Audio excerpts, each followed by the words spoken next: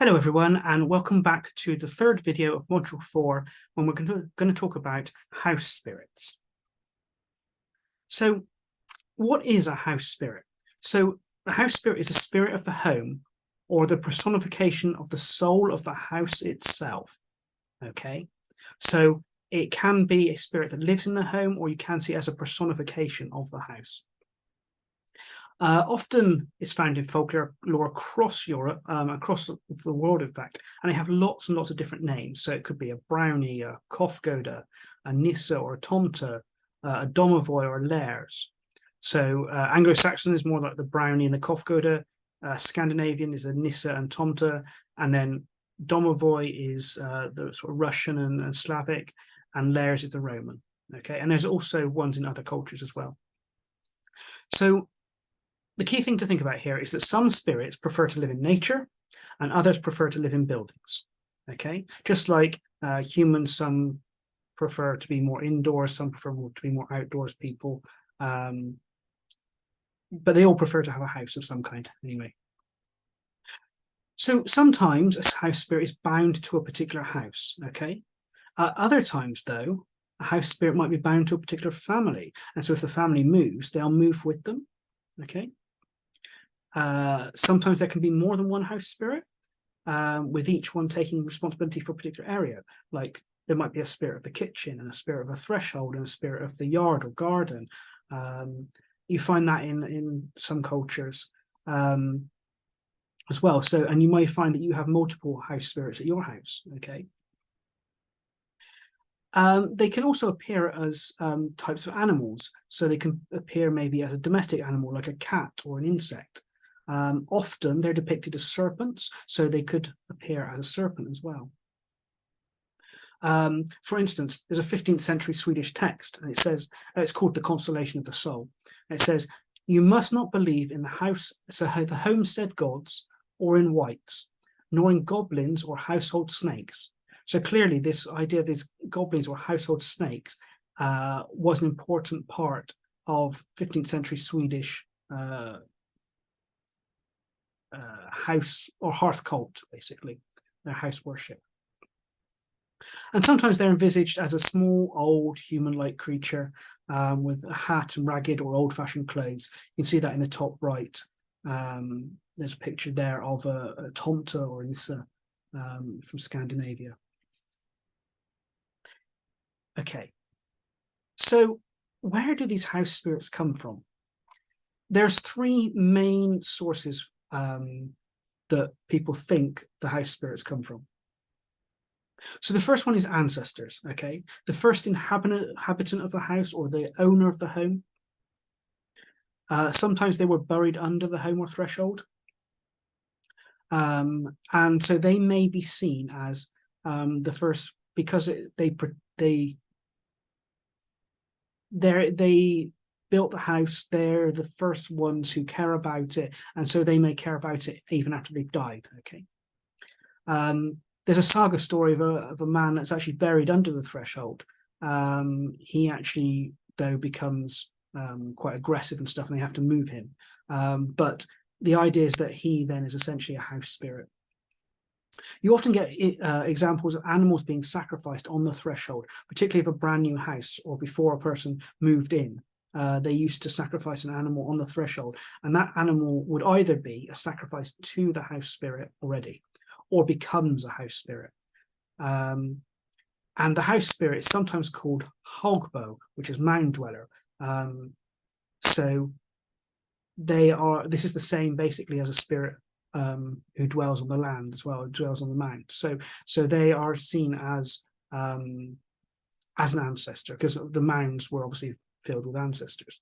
So yeah, so ancestors could be where the house spirit comes from. Okay.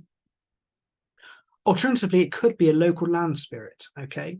Either they decided to take up residence in your house, or they've been offered residence as appeasement for building on their land. So if you go to a new piece of land and that's owned by a land spirit, okay, they're guardian spirit of that place. If you then build a house on that, they've got nowhere to live. So it may be that you then welcome them into the house as the house spirit. in a way to appease them, okay, so they won't cause you trouble. And the third idea is that a spirit was inhabiting the material of the house, okay, that then becomes that house spirit. So, for instance, you might have a tree that's cut down to create the wood to build a house. If there was a spirit living in that tree, maybe that spirit then becomes, it travels with the material into the house and then becomes the spirit of the house. Okay, so there's lots of ways that spirits can come in. It can be part of that material the house is built of. It could be that you've invited them in, or it could be that they're actually buried under the house itself, okay, particularly if they're the first inhabitant or the owner. And you can invite them in that through any of these methods, okay, if you want to get a house spirit. They can reside in any part of the house, okay. They don't necessarily just have to reside in that material. They can reside in a particular corner of the house, and that's why maybe you want to have your altar in a particular corner.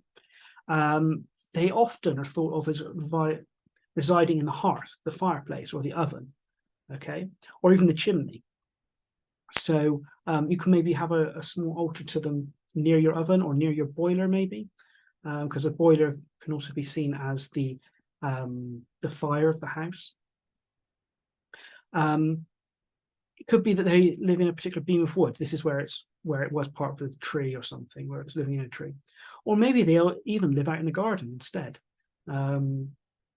Maybe they're more of an outdoors land type spirit, and they don't want to live actually inside the house.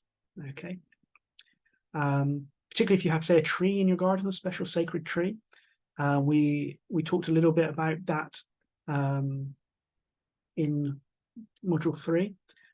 So it may be that you honor them at a sacred tree in your garden. So if you know where the spirit itself resides, then you can set up an altar in that place, okay? But if not, choose one of the places we've suggested. The fireplace or the oven is a really good one.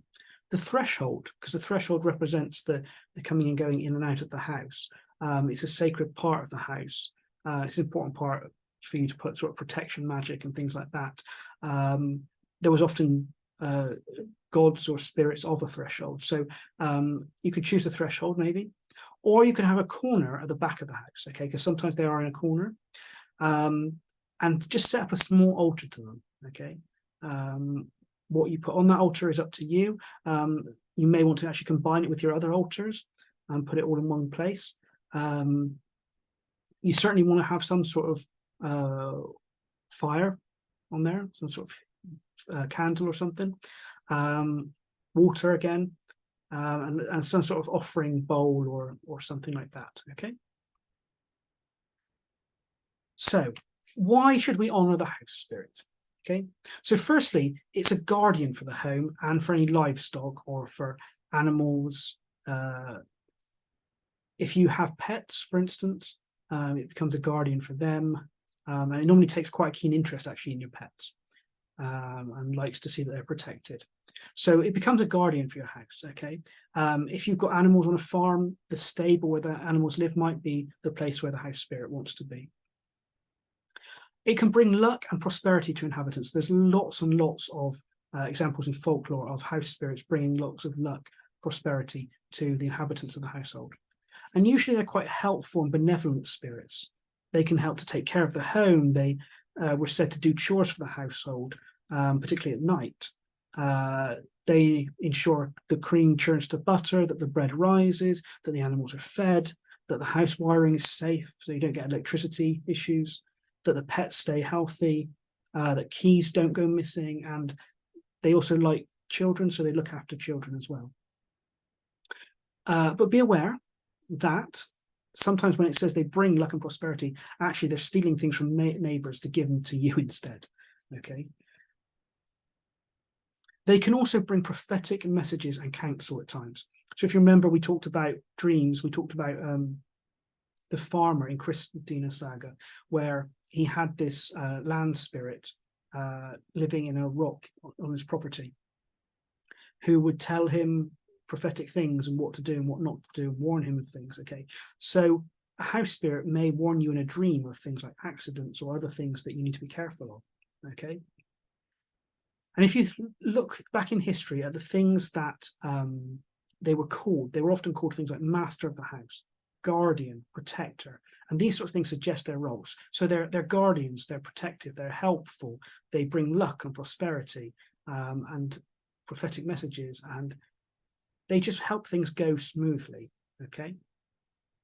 But remember that spirits are not your piggy bank. They have their own agendas. They can get angry and vindictive if treated badly. And they are powerful, so they deserve respect. So if you're going to honor them, if you're going to get a house spirit, you need to treat them with respect, okay? And if they're not respected, they can cause a lot of mischief and noise. They can hide things. So you may find if you don't honor them, your keys go missing. You can't find them anywhere until you honor them, and then suddenly they just appear somewhere that you've already looked, probably. They can cause nightmares. They can bring misfortune on the home and its inhabitants, or even set fire to the home. Or they can leave and just take their luck with them. Okay, so all your luck disappears from your life, and all the prosperity goes and things like that. So there's a lot of things that can go wrong if you don't honor them. Okay, so if you are going to honor them, which you should, you get lots of benefits. But if you stop, then a lot of things can go wrong. Okay.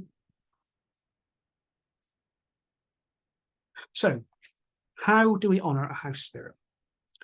So first things first, keep the house clean. Okay. They're very sort of moralistic. Okay. And they will leave if you don't keep your house clean. Okay. It doesn't have to be perfect, but reasonably clean. Never give them clothes. Okay. If you should give them offerings, but never clothes. In folklore, there's loads of tales again where they will leave if they're given clothes. So if you think about the elves and the shoemaker, they're given the elves help the shoemaker out, and then the elves are given some clothes by the shoemaker, and they leave and they never come back. You should treat household pets and even snakes well. Okay. And in Sweden, they often kept household snakes and honored them as though they were the house spirit or the embodiment of the house spirit. Okay, so treat your household pets and your snakes well.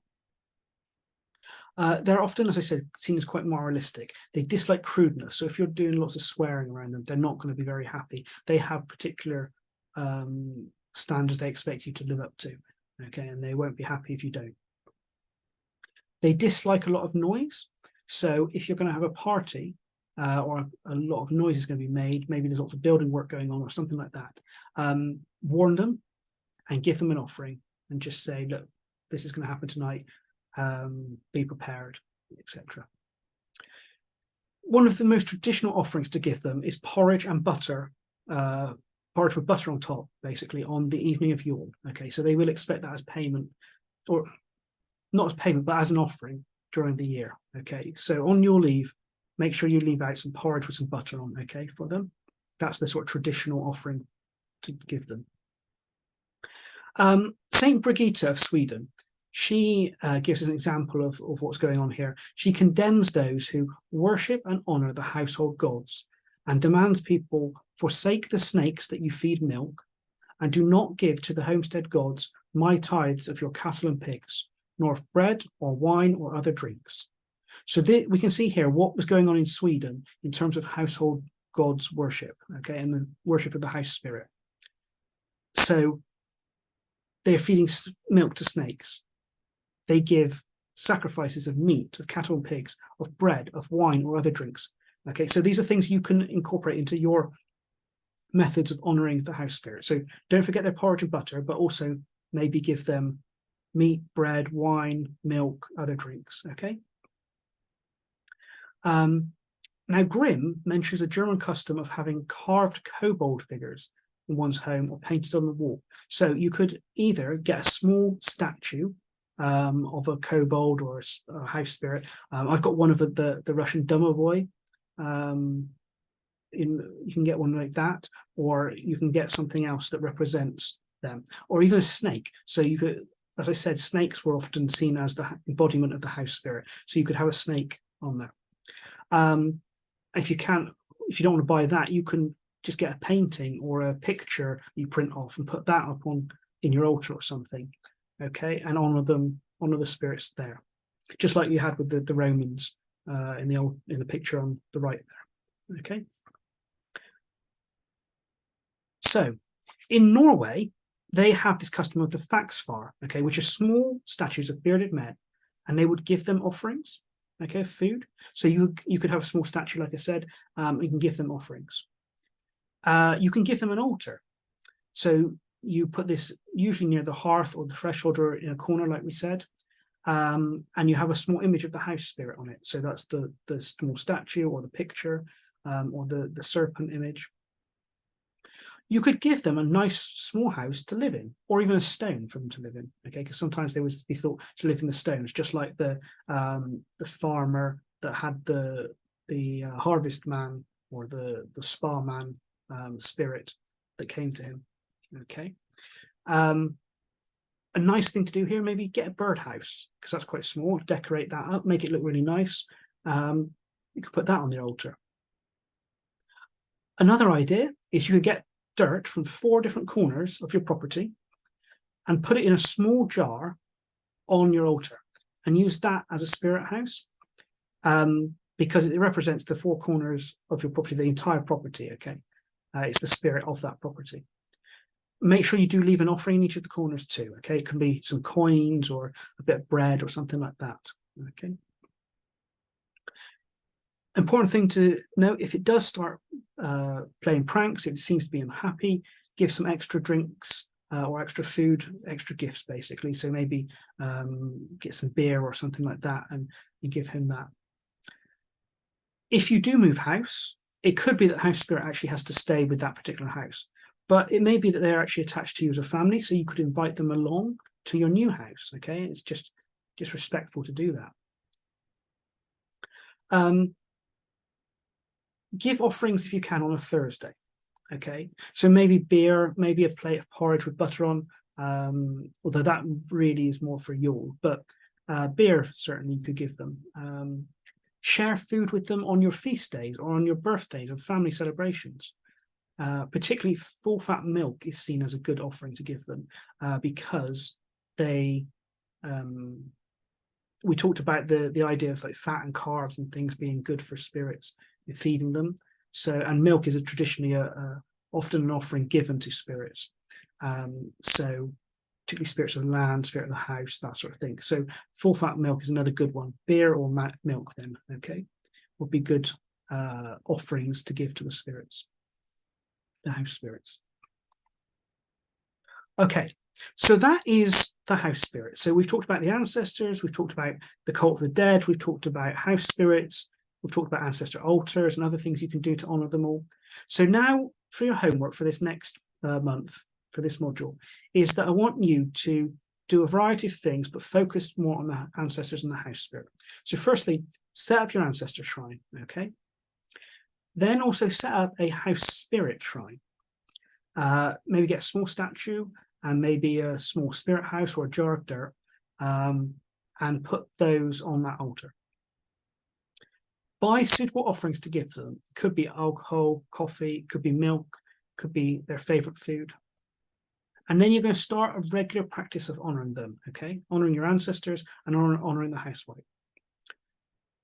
So I think it should be done at particular times. So firstly, at minimum, do it once a month, okay, on the first crescent moon or the full moon. I would suggest the first crescent moon is probably the best one, okay, because then it's for the month ahead.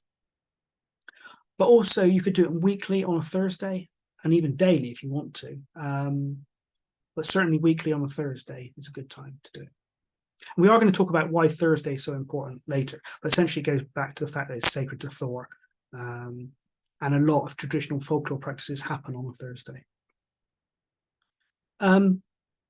Each time you do it, as we said, you tend your altar. So you light your candle, you refresh the water. You make your offerings, you bow, you pray, you tell them about anything that's going on in your life, just like you would any other friend or relative, okay? It doesn't need to be anything elaborate, okay? So you just also listen to see if they communicate back, including potentially in your dreams.